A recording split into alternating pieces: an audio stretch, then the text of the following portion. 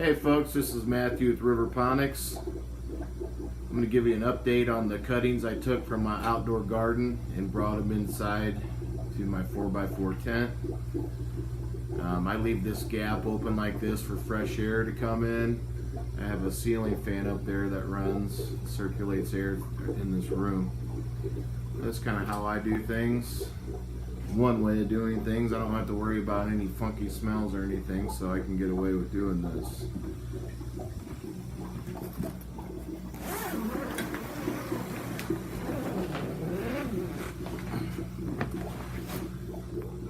Alright, so here is all the clones.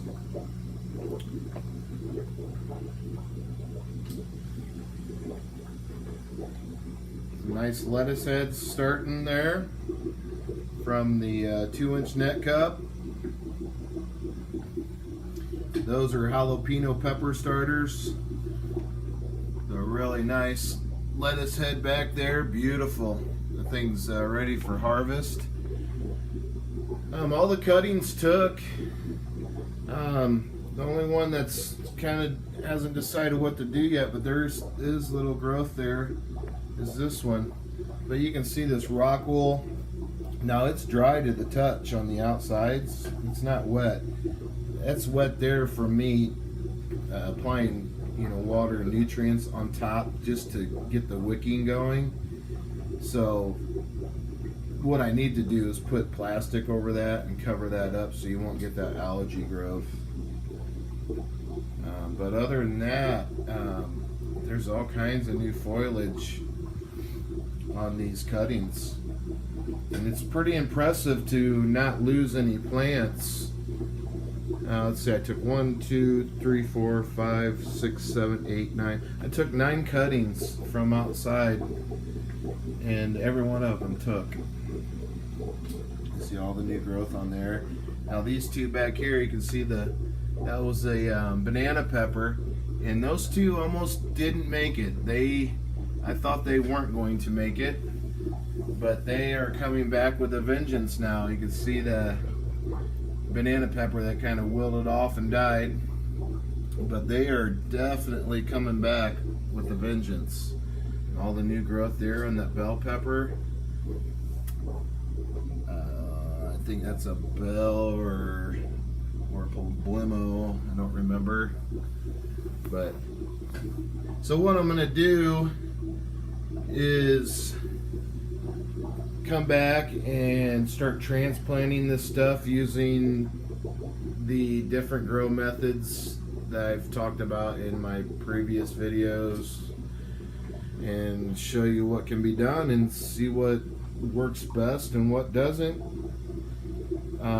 This will stay permanent, and actually this one will stay permanent as well, stay right in the rock wool. Same thing with probably that one as well, but I'll probably transplant these two.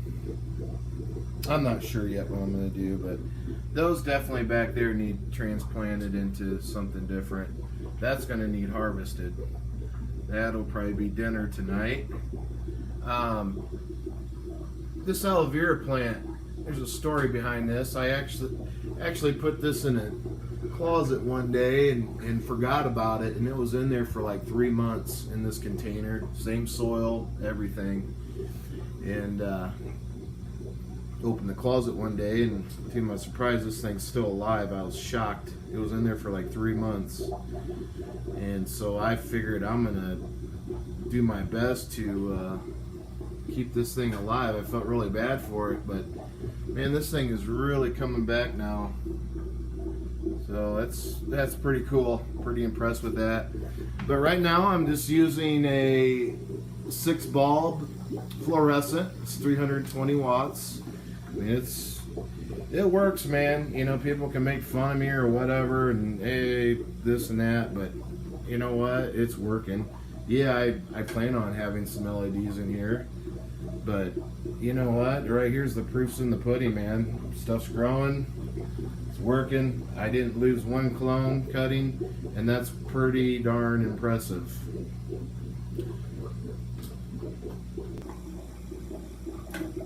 Well, thanks for tuning in. And keep updated. I'll be showing these new grow methods here shortly and how I transplant this stuff. And I plan on doing like no-till soil.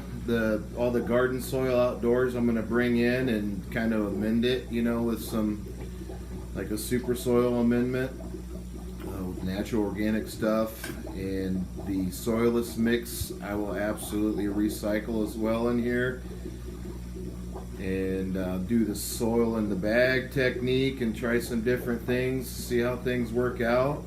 But I just thought I'd give you this little update here on how the clones reacted from going outside to being into a controlled environment like this. This is the brewer. This is what does all the magic and delivers the water and nutrients out to the grow system. It's a closed loop. Everything's right on point so far. Talk to you later.